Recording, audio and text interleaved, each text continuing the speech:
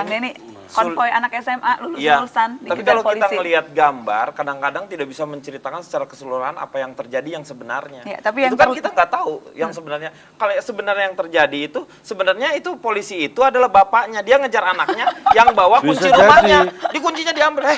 Bapak mau pulang? Pak, tuh saya mau pulang. Itu ya tadi kan anaknya minta itu. Oh gitu ya? Jadi memang televisi itu bisa menipu ya? Iya, bisa tergantung menipu. Makanya Makanya sudut pandangnya yang berbeda. Kalau kita lihat kan kasihan sebenarnya. Kasihan bapaknya mau pulang ke kunci.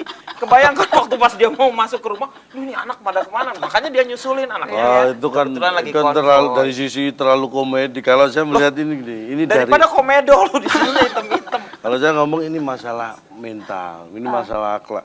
Kalau zaman saya SMA dulu memang bener. Selesai lulus coret-coret itu biasa. Tapi konvoy dulu zaman saya kan naik sepeda ontel. Jadi nggak ada aturan dalam arti kalau motor kan harus ada helm, harus ada aturan tata tertibnya itu kalau harus ditegakkan bener tuh mulai SMA. Tapi kalau saya melihat ini lebih ke karena saya mengalami betul ini. Anak saya coret-coret seperti itu saya marahin bener-bener coret-coret baju waktu itu memang pas kelulusan itu ada. Saya marahin tetangga sampai campur tangan saking saya marahnya sama anak itu. Kenapa kok marah? Maksudnya menurut kata tetangga kan wajar coret-coret. Dan ini yang menurut saya nggak wajar. Anak saya baru kelas 2. Udah ikut coret-coret bajunya kan saya harus belikan seragam lagi. Enggak, anak lu tuh harusnya coret-coret mukanya sama kamu. Gitu-gitu juga. Saya belikan muka lagi malah. Apa coret-coret gimana sih? Makanya saya marahin. Satu lagi saya ingin tahu nih, satu lagi kalau yang ini gimana nih?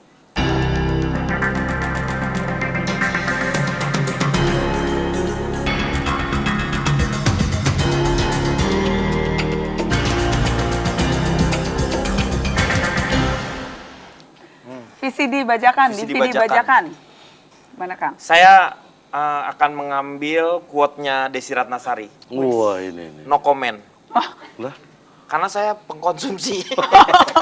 Saya tuh suka beli VCD bajakan. Jadi kalau begitu malu dong. Saya udah pura-pura kayaknya bener, ternyata saya beli VCD bajakan. Oh gitu sama kan. Jadi lebih aman no comment. Saya no comment. Jujur banget nih Kang Denny. Iya. Jarang loh orang Tapi jujur. itu dapat video Ariel di mana ya? Saya nyari-nyari dari dulu. Itu Ariel yang nyanyinya. Oh, Ariel yang nyanyi. Di album. Yang dicari yang nyanyi apa yang apa nih? Yang lagi udah sama Peter Pan, waktu pas sama Peter Pan, bukan Mastiin. sekarang iya. Oh, mastiin aja. Calon dong. Emang ada yang lain ya? Oh, udah. Calon dong punya mungkin. Kalau pasti itu. Pasti. Nggak itu kalau dulu kan umum itu. Kita nggak usah beli juga ditransfer sama temen kan itu. Saya belum lihat justru. Ini ada nih. Nanti aja. Di Bluetooth ya. Jadi kalau saya melihat gini, ini sering kita bicarakan juga di ILK ini masalah hak cipta ini kan. Kita ngomong serius-serius santai di situ bahwa ini mau merugikan karena kebetulan kalau saya ketemu teman-teman yang musisi dan sering juga dengar di radio itu keluhan mereka kan selalu itu ya. Pasti kita dibajak, tapi pertanyaannya kan sebenarnya siapa yang membajak dan itu apakah benar-benar dibajak itu hanya strategi karena memang kalau jual mahal nggak ada yang laku terus biar ini juga bisa menghasilkan keuntungan itu kan kita juga nggak ngerti. Spekulasi. Kalau saya melihatnya lebih ya sudahlah mereka juga cari nafkah kan. Kalau saya sih memang nggak pernah beli, saya selalu nyuruh asisten.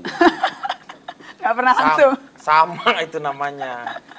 Terlalu berlebihan tidak sih kalau misalnya saya bertanya adakah hasanah atau kebaikan kalau kita bicara di tayangan komedi? Apakah memang itu sesuatu yang terlalu muluk-muluk, komedi hanya menghibur, atau memang ada hasanahnya di sana? Kalau komedi yang cerdas itu selalu memberikan yang namanya pesan kebaikan dan semangat kehidupan. Jadi orang tuh akan jadi sesuatu hal.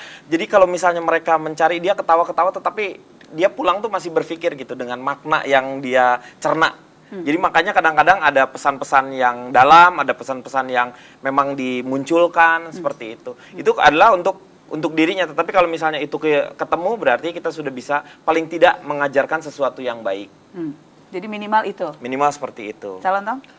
Kalau saya komedi itu sebenarnya dari dulu ya, yang namanya humor itu justru pada tingkat yang berpikir yang paling tinggi menurut saya ya. Makanya pintar-pintar ya. Harusnya. Kenapa kita bodoh? Karena kan kita hanya berprofesi. Kita pura-pura pintar. Kayak contohnya nih, dulu ada Abu Nawas, Iya. Nasruddin Nuja. Itu kan cara berpikir yang sangat luar biasa, yang dia bisa membodohi orang pinter dan membuat pinter orang bodoh. Dia bisa menyelesaikan masalah walaupun itu bukan dengan solusi juga, tapi intinya masalah seberat apapun, ketika unsur komedi masuk, itu bisa hilang. Masalahnya itu selesai atau enggak masalah, yang penting hilang masalah itu. Kan di hidup kita ini kalau ada masalah kan harus kita hilangkan. Hilangkan itu bisa dengan diselesaikan atau ya udah dianggap hilang aja. Peti es namanya itu. Dipeti eskan. Buat saya, makanya saya selalu nganggap komedi itu energi.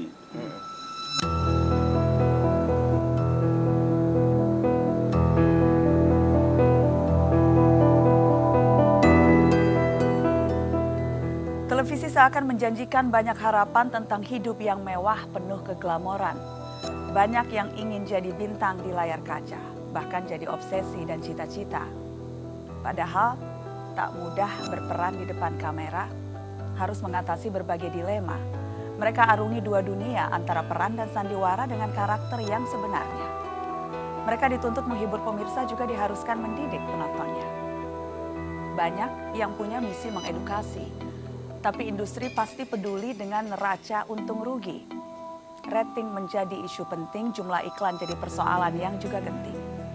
Televisi dituntut sanggup memediasi antara idealisme dan kalkulasi industri. Tapi pemirsa kian lama kian cerdas. Makin tahu mana tayangan yang benar-benar bernas. Andalah yang menentukan mana yang akhirnya akan tetap bertahan.